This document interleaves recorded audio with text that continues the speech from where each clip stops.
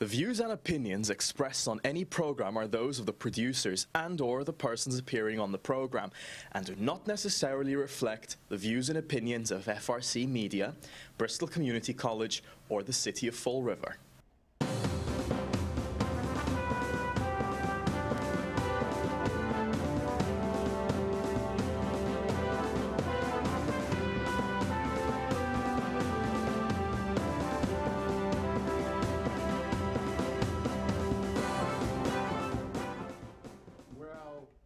Welcome to Spindle City Straight Talk.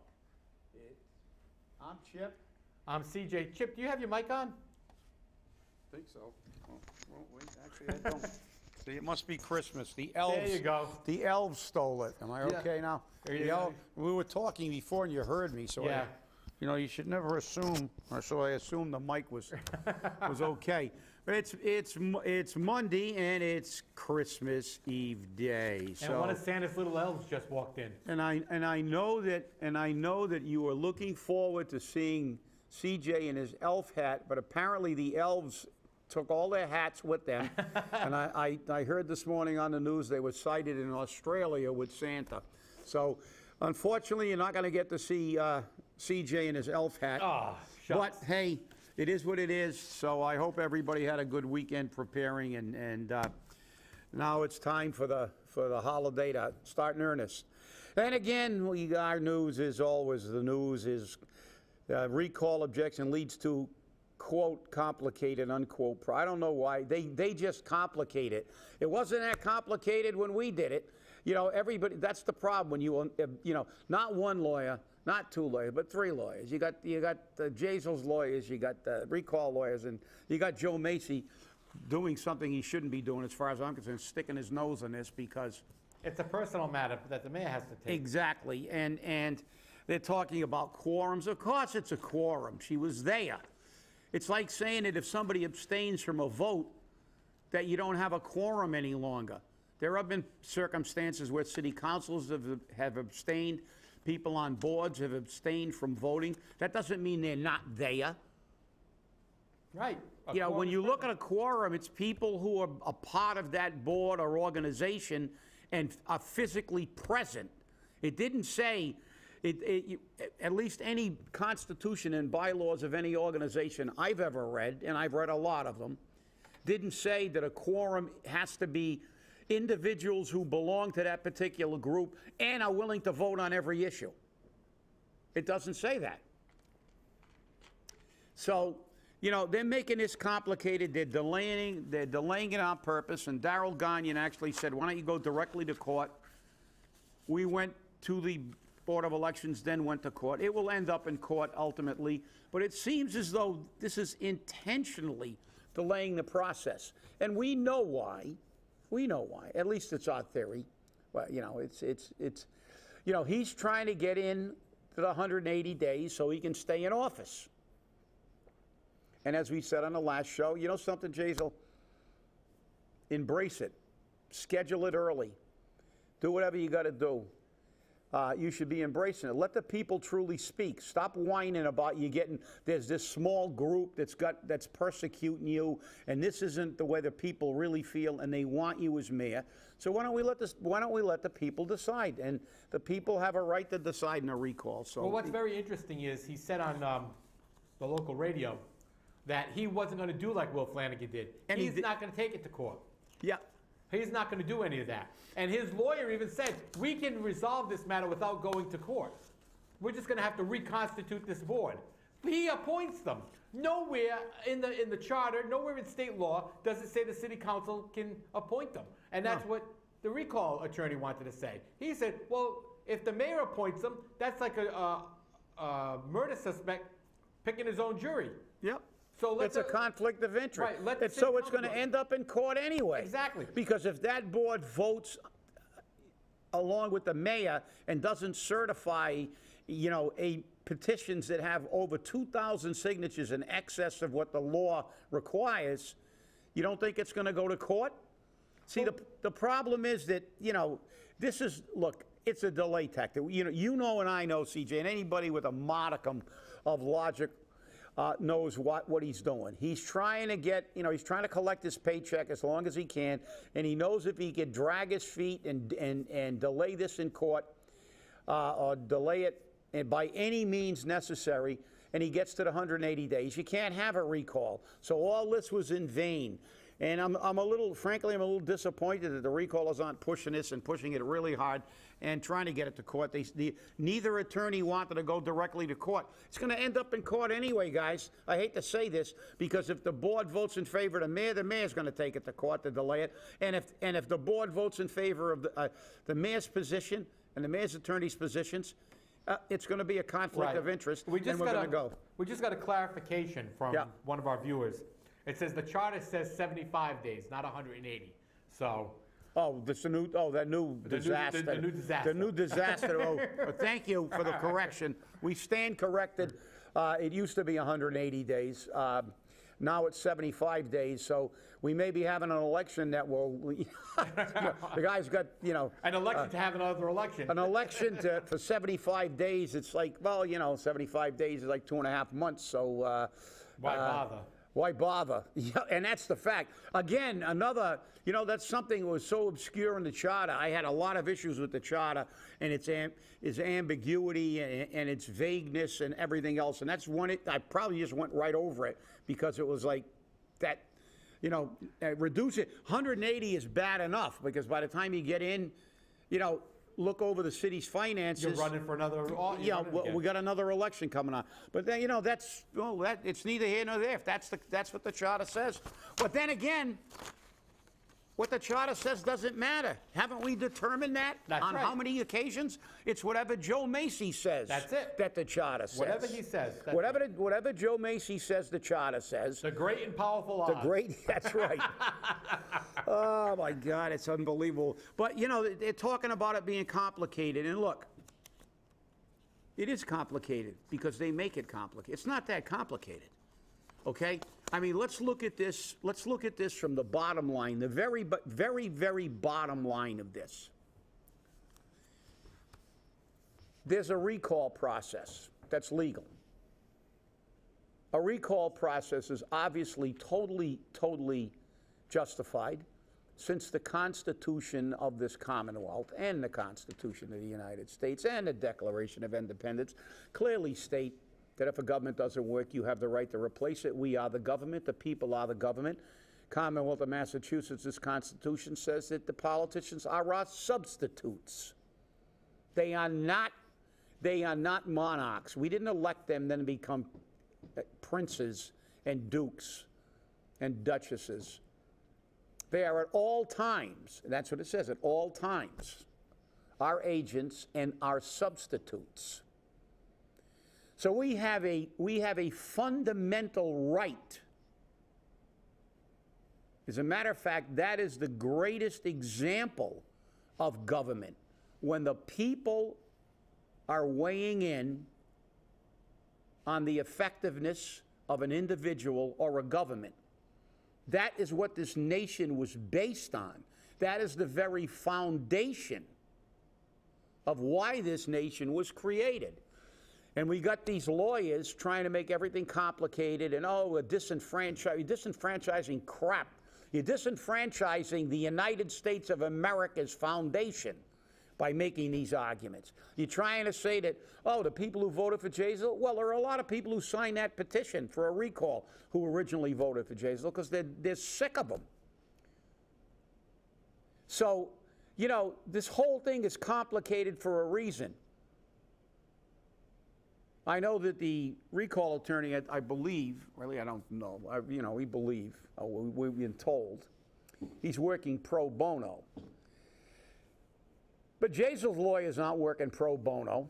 No, he's not. So, the more complicated it gets, the more billable hours they get. So that's the reality. And the more time Jazel gets to collect his paycheck. So they've made this process complicated. And as I said, and I take umbrage at this. I really do. That the fact that we're sitting here in nearly 2019, in 2018, so far removed from 1776, and we actually have to fight for the people to have a right to control its government, when that's what our forefathers voted. It shows how badly this nation has disintegrated into being nothing more than political infighting. We've forgotten the most fundamental fact that separated America from all other countries. That this is a government of the people, by the people, and for the people, and you got to blame the people, because they keep these clowns in office. There should be, the entire citizenry should be charging City Hall with pitchforks and torches right now because of this. They should all be down there at the next meeting, screaming at the city council meetings about this, because this is an attack on the most fundamental right that an American has. Well, speaking of city council meetings, The council. They have scheduled a special Very special city council meeting. That meeting is scheduled for January 2nd. They weren't wasting any time. The day after New Year's. Bam. That's it. Bam. And here's the agenda. I object. Oh, wait a minute. Okay. Elect the city council president, elect the city council vice president, and set the date for the election. And according to the proposed dates, there's two dates potentials. One is March 12th, 2019. The other is March 19th, 2019. So they're going to decide on which one they want. If they get to decide. They're going to get to decide because, I mean, it's January 2nd, unless somebody runs to court this week. So, there may be, we know the fiasco we heard about. We know it's Steve Long's letter about attempting to be leveraged by the mayor. And Steve Camara obviously, was part and party of that collusion to obstruct the democratic process. Right. I want to hear from the Corporation Council. You know something? The Corporation Council can where the Corporation Council can go, because the fact is the Corporation Council was only going to give you his opinion. The Corporation Council is not, as he said when somebody talked about the charter, and we were at that meeting when he said, that's not the Constitution. The Constitution of the Commonwealth's the law. Well, guess what? Councilor Camara, Stephen Camara, not Joe Camara. The Constitution is our law, and the Constitution says that we get to speak. You don't get to call yourself a representative of the people when you're obstructing the business of the people. What you're doing, especially from somebody like you who considers themselves a big parliamentarian and a constitutionalist, it's just disingenuous. Yeah, we should probably remove you for that day and replace you with Bob Barker, and we can all play Let's Make a Deal. Oh, The Price is Right. Yeah, well, The Price is Right, yeah. The other guy, yeah. Yeah, so, yeah, that's those two shows are very appropriate Exactly. for some of the people we have on the council. Yeah, The Price is Right, or Let's Make a Deal. Right, and the funny part about it is, that letter from Steve Long really spoke volumes on things we've been saying on this show for a long time. Oh, yeah. That, Steve Camara, Steve Long, Joe Camara were in the pocket of the mayor. That was his group of people. Now Steve Long has jumped ship on him and threw him under the bus and says, he's trying to make the city council look like fools. Yeah, and if you pay attention to the council meetings and really look at what's going on, how many meetings have we seen if Jazel was in a council chamber or politicians and Kathy Ann Viveris and our financial team looking at their phones when they're in front of the council. Right, because they're getting messages from the mayor. Yeah. The mayor's messaging people. They're watching it in his office, and that's not the process. You went to the council. You're being paid to give the council information. You don't need the mayor obstructing the process. As a matter of fact, as far as I'm concerned, I would have passed, if I was a city councilor, I'd pass a resolution banning cell phones during a meeting. Nobody's reading texts.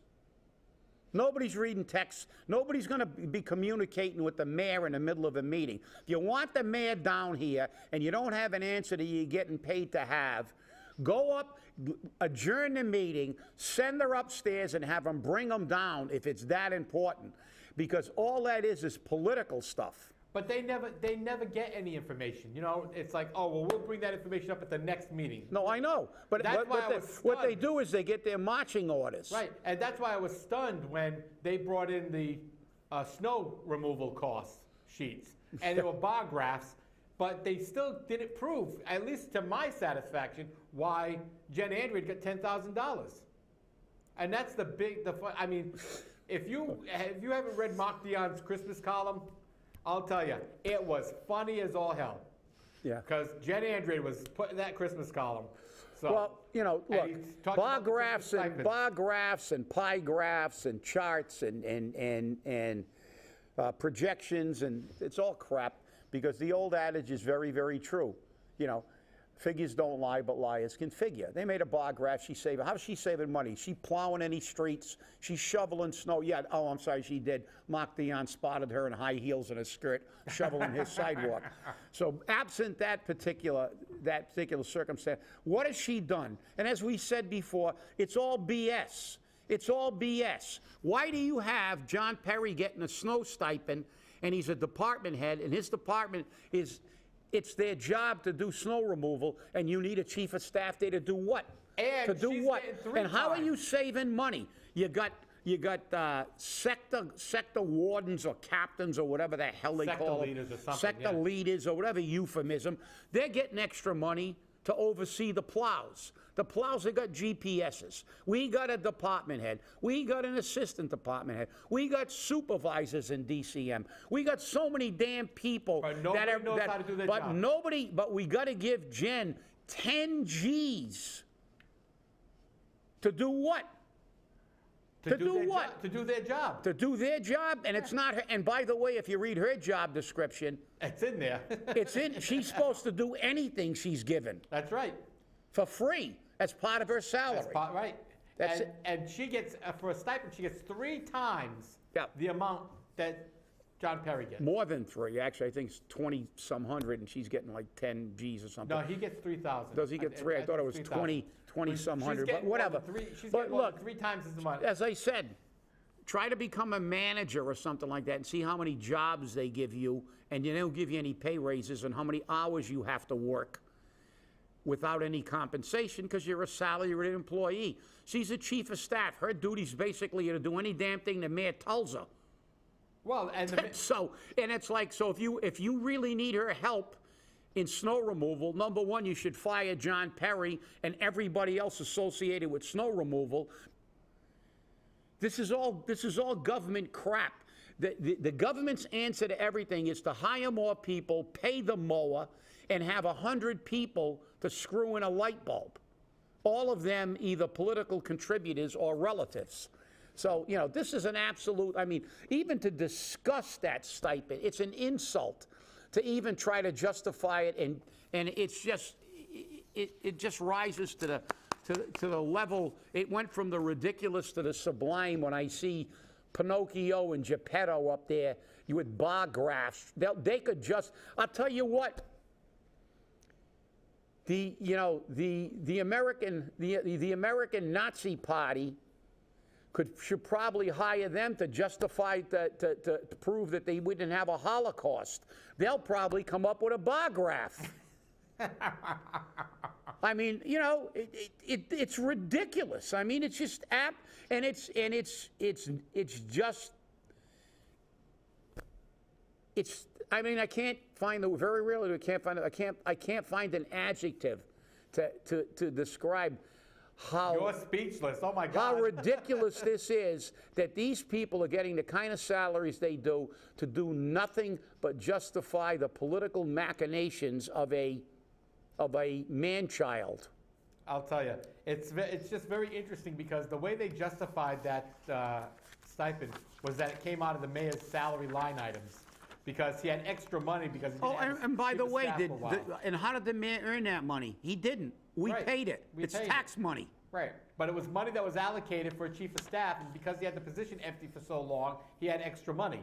So let's spend it, because they won't give it to me next year. Yeah, and that segues into the next one. Herald News backs reporters. Mayor Jason Carrera admits to creating website pushing fake news, mine.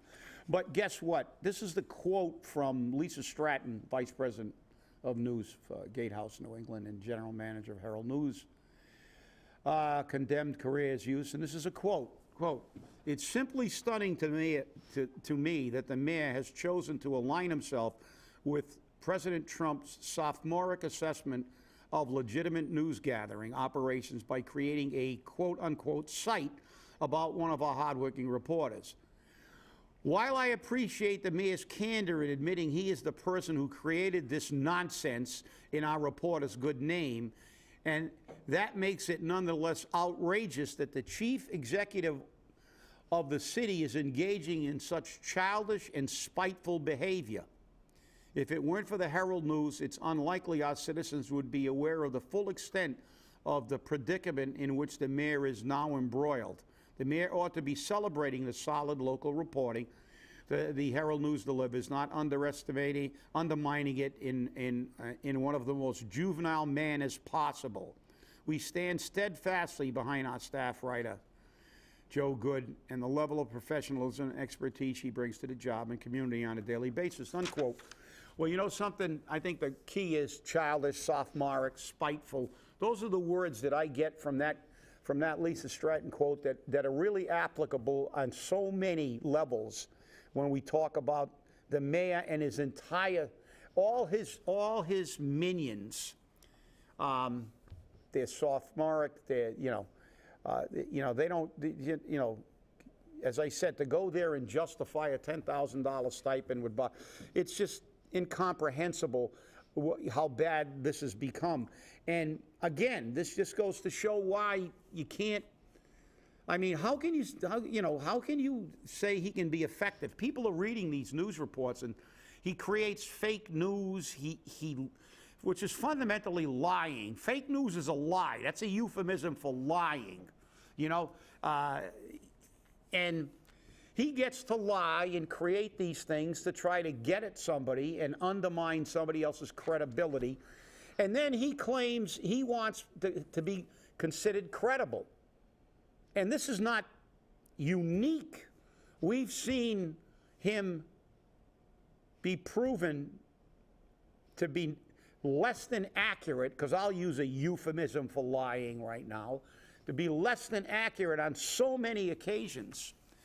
And, it's just, and it's fundamentally this is the way they do business.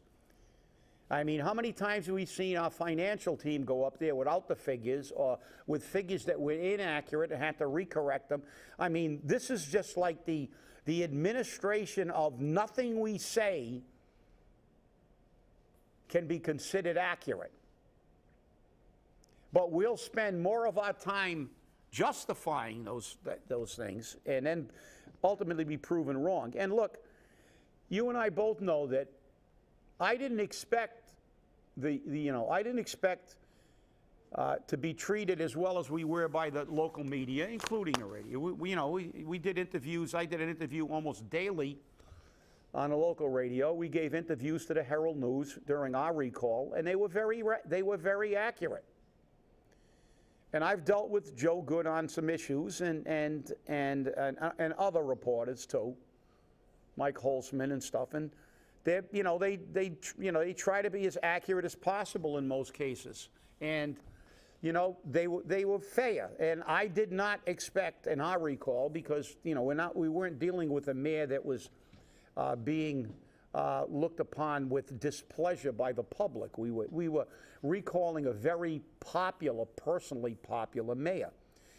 I expected to have a lot less accuracy and have to spend a lot of time undoing facts, but as you well know, because a couple of times when I was unavailable, you went on a radio, CJ, and they did not. They asked good questions. They expected us to support our positions, which we did, but they were very fair. I feel they were very fair and balanced. I don't ever remember them not being fair and balanced. Yeah.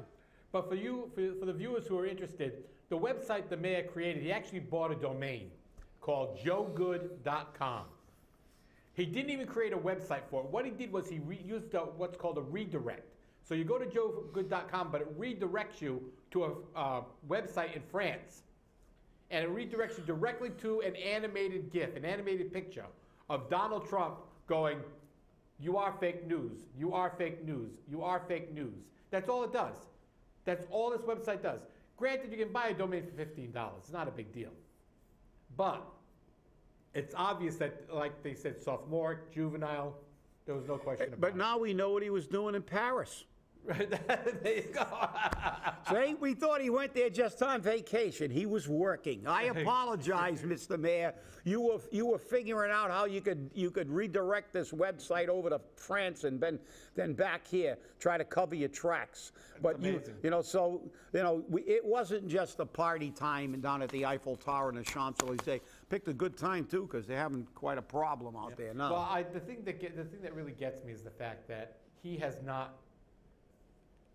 He came out and he said that, Joe Good's fake news, give him the confirmation that HBO is in town doing a story, get a confirmation from Mark Wahlberg. But she walked in on him on the Fall River Room, and he said, "Oh, this is my favorite reporter," facetiously, obviously. But she walked in on it. What more of a confirmation do you need? Even if you're only in town discussing the possibility, they're here. So, I don't even want to. Well, no, as you said, but that's the thing. It's the reason. That's what we got to get down to. The reason is that the politics of today has gone away from, we had some great politics in the old days. I mean, the Lincoln Douglas debates, but they were on issues. We stuck with, agreeing to be disagreeable on real issues. Correct. And on solutions to problems. But today, we have morphed into this political society of you attack everybody individually, personally. You create mimes, you put, suggestive, YouTube videos and pictures online, and you try to get people, ruin people's livelihood, rather than just saying, okay, we can, it'd be like lawyers now going into court, and rather than just dealing with the evidence like they do, whether they like or dislike each other. If they like each other, they go for a beer. Afterwards, they don't. It would be like them going out and having a website against the other lawyer, right, and attacking their families and trying to get them disbarred because they're on the other side of a legal issue. This is one of the reasons that the country is in the position it's in, and this city is in the position it's in. That it's no longer about issues and what's good for the city. There's no longer a thesis and antithesis and a synthesis. It's just about, hey, you're against me, you're my enemy, and I'm going to destroy you personally because we have a different political opinion. And that's just, it's sad. Well, it's sad commentary in this holiday season that this is what this is what we've become. Yeah, and it didn't make for a lot of holiday joy or pleasantries over the past couple of weeks. All I want to know is that French website going to have Donald with a elf's hat on saying, "You're fake news, you're fake news"? We'll have to see. We'll have to see. But hey, thanks for watching, and remember, have a very happy and safe Christmas, and enjoy your day, and we'll see you on Wednesday. And all holidays. Yeah, and we'll see you on whatever holiday. We'll see you on Wednesday. Have a great day. Stay sober.